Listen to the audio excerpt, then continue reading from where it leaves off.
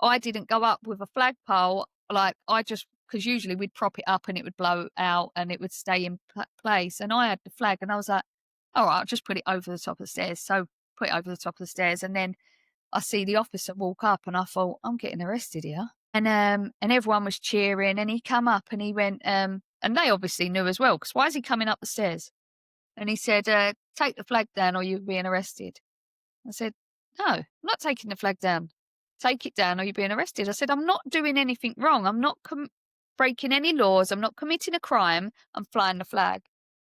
And because I've had people say to me, yeah, but you know what? You should have just took the flag down. And I said, yeah, but you just because a police officer tells you to do something doesn't mean that it's right. And Yeah.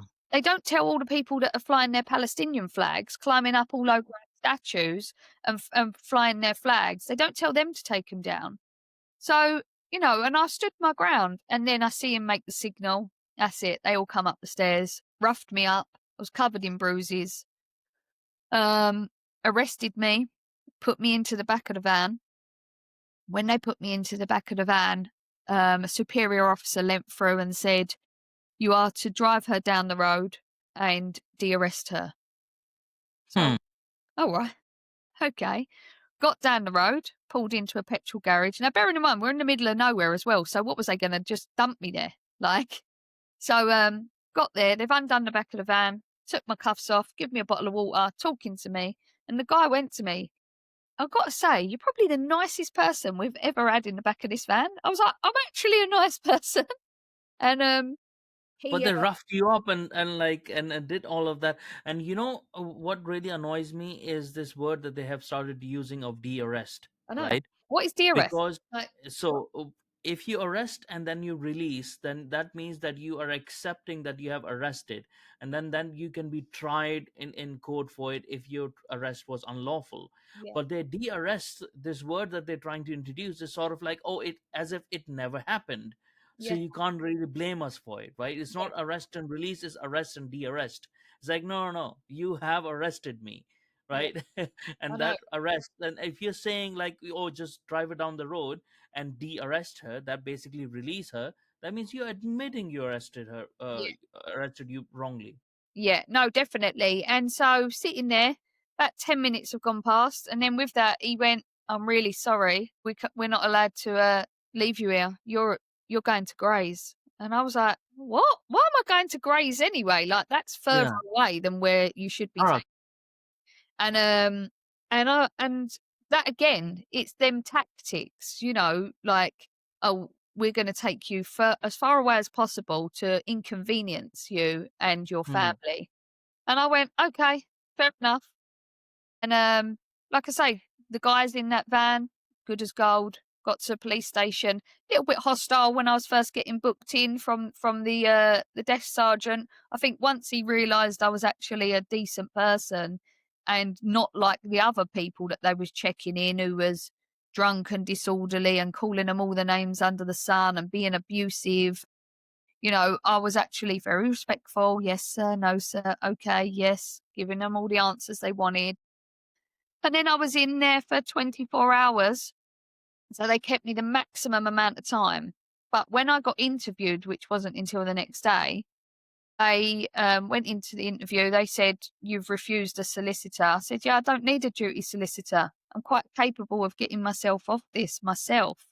Hmm. And he said, I said, so you're actually charging me? He said, yeah, you're charged under section 11 and section 12. So I said, well, can you let me know what they are? Because it's all right giving sections. What have I done under that section to warrant being arrested? And he said, you broke the route of a procession. Why? How did I break the route of a procession then? I know the route of the procession. I'm heavily organised in the protests. I know where they go from and to. And he said, well, the police commissioner released a statement yesterday stating the route of the procession. So I said, well, for the benefit of the tape, could you read that out, please? So he read out the statement that had been released the day before on Facebook by the police commissioner. And the moment he said what he said, which was the route of the procession is to take place from the Bell Hotel to the Civic Centre, I thought, cool.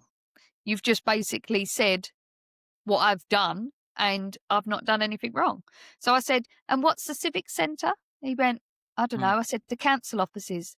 The stairs I was standing on, when the flag blows up, it says civic centre underneath the flag." Hmm. So at that point, I was like, "Right, surely, hello, somebody's gonna have some common sense here." And, he looked at me like, "Oh god. Well, she's basically we ain't got a leg to stand on. She's done nothing wrong." So he went, "Well, you're an organizer of a protest." I went, "No, I'm not." I said, I'm involved in the protest. People look to me for guidance. I speak to them. I'm good at speaking to people. I'm good at speaking to the police. I'm good at calming the crowd down. I'm not an organizer of a protest. There's a difference." And, so anyway, went, "Right, interview terminated, back to your cell." So as we got out, I said, "I reckon common sense is just about to kick in, and I reckon I'm gonna be released anytime, like, sometime soon." And he went, "Yeah, anyway, like, get off you go," basically. Went back to the cell.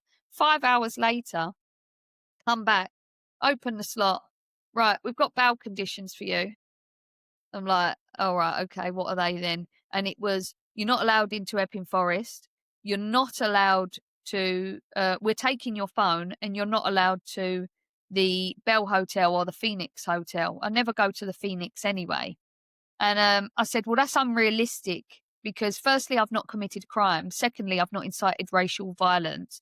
I said, "And it's an unlawful arrest." I said, "I'm a single mother of 3 children and majority of my customers are in Epping Forest." I said, "And I'm not giving you my phone. If you take my phone, that's up to you.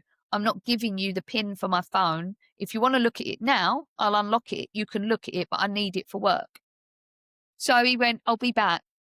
5 hours later, comes back, opens up the door. He goes, "Right, your time for you to go." So I thought, "Oh, sweet, they must have dropped everything." Get to the front desk. He went, "Right, you're being charged under Section 11 and Section 12 of the Public Order Act 1986. Do you have anything that you wish to say?" I said, "Yeah, I strongly disagree with everything you've said." And he went, "Right, okay." And he said, "You've got new bail conditions. You are not to go to the Bell Hotel," but they didn't give a boundary or perimeter. And he said, "You're not to go to the Phoenix Hotel." Fine. He said, um, and you're not allowed onto the location or into the civic centre, so the council offices." I said, "Fine." So I said, "Can we just," I signed it because I see that they didn't put a perimeter, so I know it's just the grounds of each of them locations. So I said, "Just to clarify, I know I've signed it, but there's no perimeter in place. So what does that mean?" He went, "Well, the grounds and the location." And I thought, these people haven't, like, got the brains they were born with. What is going on with our police force that, you know, if they wanted me to stay away from something, why didn't they put a perimeter in place? I'm obviously not a danger or a threat if I'm allowed to stand on the very pavement that joins to the Bell Hotel. And so I said, "So that means I'm allowed basically outside, but I'm just not allowed." He went, "Yeah, you're not allowed on the location, the actual premises of the building." I was like, "Okay, when do I ever go onto the grounds anyway? We always stand opposite. You're not really imposing anything on into my life. It's no hardship." Um, and then yeah, they set court for me for the 15th of October. And then days before I was due to appear in court, lo and behold, they dropped all the charges. We knew they would do it. The punishment is in the process. Hmm. All they done really ultimately was try to deter me, one by doing a brutal arrest and an unlawful arrest and keep me for an excessive amount of time. I didn't mind being in the cell for 24 hours. I could do with going back because I am so sleep deprived now that I could quite Hmm. fancy having 24 hours in a cell to recoup on all my sleep. Do you know what I mean? And I just think that our police force is something to be ashamed of now, because if they're out arresting people like myself just to send a message to the rest of the women in this country saying, "We done it to her, we're going to do it to you." Well, I would encourage every single woman now to go out and stand up for this country and for their children's future. Because if you don't do it now, there's going to be a time in the future when your grandchildren are going to look at you and say, "What did you do to protect us?" Because we're Hmm. going one way at the moment, and that one way doesn't look nice.